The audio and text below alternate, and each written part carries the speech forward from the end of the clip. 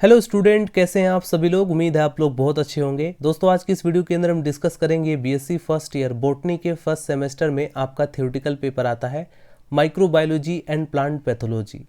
दोस्तों, इस सेमेस्टर से ऑलरेडी मैं कई सारी वीडियोस अपलोड कर चुका हूं। अगर आप उन वीडियोस को देखना चाहते हैं तो डिस्क्रिप्शन बॉक्स में आपको लिंक मिल जाएगा, या फिर आप चैनल के अंदर जाएंगे, आपको एक अलग से प्लेलिस्ट मिल जाएगा। आज की इस वीडियो के अंदर हम कवर करेंगे एक most important topic, bacteriophage. Bacteriophage क्या होता है, एग्जाम पेपर में कई बार शॉर्ट क्वेश्चन में पूछा जाता है।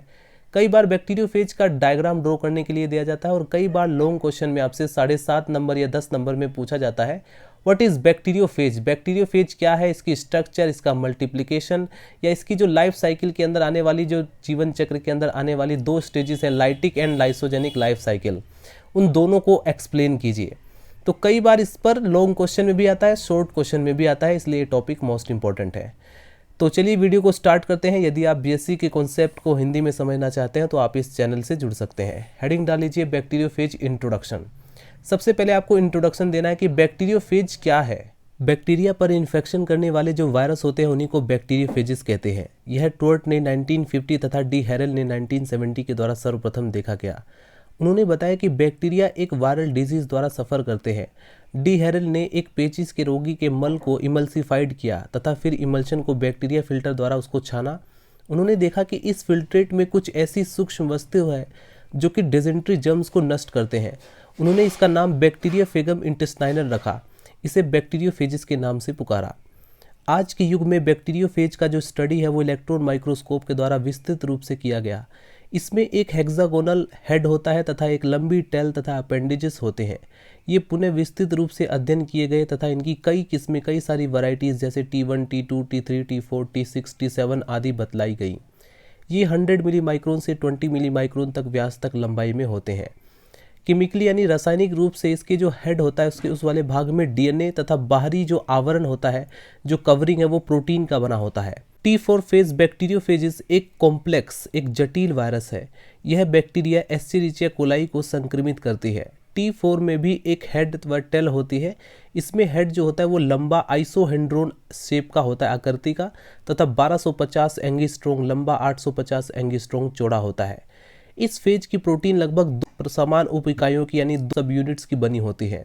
टेल में डिस्टल एंड्स पर एक हेक्सागोनल प्लेट है जो कि अंदर से खोखले बेलन यानी सिलेंडर से जुड़ी रहती है तथा जिसके द्वारा जो डीएनए होता है वो होस्ट सेल में जाता है। स्टूडेंट, हेडिंग डाल लीजिए multiplication and life cycle of bacteriophage. सभी वायरस लिविंग सेल के भीतर यानी जीवित कोशिका के भीतर मल्टीप्लिकेशन करते हैं तथा बहुत से वायरस कणों को जन्म देते हैं। वायरस में वास्तव रूप से जो मल्टीप्लिकेशन की क्रिया है वो पूर्ण रूप से ज्ञात नहीं है। ऐसा विश्वास किया जाता है कि प्रोटीन आवरण व न्यूक्लिक अम्ल जो होते हैं वो कोड अलग अलग बन करके अंतः संयुक्त हो जाते हैं। होस्ट का सेल के अंदर न्यूक्लिक एसिड पहुंच करके उसके कार्यों को नियंत्रित कर लेते हैं तथा सेल को वायरस के विभिन्न अंगों को निर्मित करने के लिए प्रेरित करता है। बाद में यह विभिन्न अंश संयुक्त होकर के वायरस कणों का उत्पादन करते हैं। कुछ वैज्ञानिकों के मत अनुसार वायरस का न्यूक्लिक एसिड होस्ट की सेल में उपस्थित राइबोसोम पर नियंत्रित कर लेता है तथा उन्हीं की सहायता से कोशिका के विभिन्न अंशों को निर्मित करने के लिए प्रेरित करता है। अन्य वैज्ञानिकों के मत अनुसार नए वायरस कणों का निर्माण होस्ट में उपस्थित जो क्लोरोप्लास्ट से संबंधित होता है।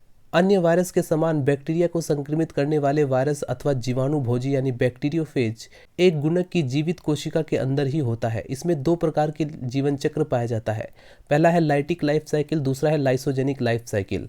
तो अभी हम डिस्कस करेंगे lytic and lysogenic life cycle के बारे में। ये जो आप डायग्राम देख रहे हैं ये है बैक्टीरियोफेज की स्ट्रक्चर, जिसमें आप लोग देखेंगे बैक्टीरियोफेज की जो स्ट्रक्चर है इसके अंदर यहाँ पर हेड में डीएनए होता है। ये इसका हेड है और ये इसके टेल होते हैं, राइट। ये है इसका टेल सिथ, ये है कोर होल होता है बीच में। इसके बाद ये इसके टेल फाइबर्स है, ये प्रोटीन कोट होता है और ये बीच में डीएनए प्रेजेंट है। यही डीएनए जो है वायरस बैक्टीरिया के अंदर इंजेक्ट कर देता है। तो जिस प्रकार से इंजेक्ट करता है उसकी लाइफ साइकिल को हम डिस्कस करेंगे, lytic and lysogenic life cycle के बारे में। अभी आप लोग इसको फटाफट नोट कीजिए। स्टूडेंट, सबसे पहले हम डिस्कस करेंगे बैक्टीरियोफेज के लाइटिक लाइफ साइकिल के बारे में। लाइटिक लाइफ साइकिल के अंदर कौन कौन से प्रोसेस होते हैं सबसे पहले आप उसके बारे में लिखेंगे। बैक्टीरियोफेज अपने होस्ट अर्थात बैक्टीरिया से अपनी टेल के द्वारा जुड़ जाता है तथा यह टेल होस्ट यानी बैक्टीरिया सेल की जो वाल है उसमें एक पोर बना देता है, एक छिद्र बना देता है, जिससे होकर के वायरस का जो न्यूक्लिक एसिड यानी डीएनए है वो होस्ट बैक्टीरिया सेल के अंदर एंटर कर जाता है और प्रोटीन का कवरिंग बाहर रह जाता है। यानी कि पूरा डायरेक्टली जो डीएनए है बैक्टीरियोफेज का अब वो बैक्टीरिया सेल के अंदर आ चुका है, जो कवरिंग थी वो बाहर ही रह जाती है। बैक्टीरिया सेल के अंदर लगभग 3 मिनट के अंदर ही वो एक्टिव होकर के नए डीएनए के जो प्रोटीन मॉलिक्यूल है साथ में प्रोटीन है उसको बनाता है। प्रोटीन डीएनए से मिल करके नए वायरस पार्टिकल बना लेते हैं। यह क्रिया लगभग 13 मिनट में कंप्लीट हो जाती है। यह सब बैक्टीरिया सेल में जो फिजियोलॉजिकल एक्टिविटीज़ होती है उन्हीं के होने के कारण होता है। इस प्रकार बैक्टीरियल सेल में बहुत सारे बैक्टीरियल वायरस जो होते हैं वो एकत्रित हो जाते हैं, जो कि बैक्टीरियल सेल के फटने या नष्ट होने पर स्वतंत्र हो जाते हैं। ऐसा विश्वास किया जाता है कि लाइसोजाइम नामक एक वायरल एंजाइम कोशिका भित्ति पर भीतर के आक्रमण करके उसे खंडित कर देता है और वायरस के जो पार्टिकल हैं वो बाहर निकल आते हैं। इस प्रकार कुछ ही समय में एक बैक्टीरियल वायरस से 100 से 200 बैक्टीरियल वायरस बन जाते हैं। अब अगर हम डिस्कस करें इसके लाइसोजेनिक लाइफ साइकिल के बारे में, तो लाइसोजेनिक लाइफ साइकिल के अंदर आपको लिखना है कि बेसिकली इसमें क्या होता है, इसमें वायरस जो होता है, वायरस का जो डीएनए है वो बैक्टीरियल सेल के भीतर पहुंच करके कुछ समय तक तो पैसिव बना रहता है यानी निष्क्रिय रहता है, लेकिन बाद में बैक्टीरियल सेल के जिस समय डिवीज़न होता है उस समय डीएनए के विभाजन के साथ साथ ये भी जो है विभाजित हो जाता है और डॉटर सेल में पहुँच जाता है।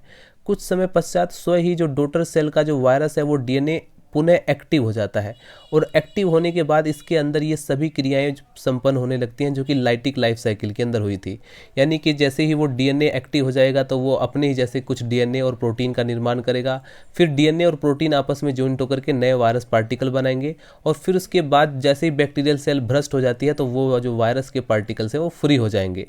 तो इस प्रकार से लाइटिक और लाइसोजेनिक लाइफ साइकिल के अंदर मेन अंतर क्या होता है, लाइटिक लाइफ साइकिल के अंदर जो होस्ट की सेल है वो डैमेज हो जाती है, नष्ट हो जाती है, लेकिन लाइसोजेनिक लाइफ साइकिल के अंदर इसमें जो होस्ट की सेल है वो डैमेज नहीं होती, नष्ट नहीं होती। वायरल डीएनए जो होता है लाइटिक लाइफ साइकिल के अंदर अपनी जो प्रतिकृतियां हैं, जो रेप्लिकेटिव्स हैं तथा प्रोटीन्स बना करके नए वायरल कणों का संश्लेषण करता है, लेकिन लाइसोजेनिक लाइफ साइकिल के अंदर इसमें वायरस के जो पार्टिकल नहीं बनते बल्कि वायरस का जो डीएनए होता है वो होस्ट के डीएनए का ही अंश बन जाता है।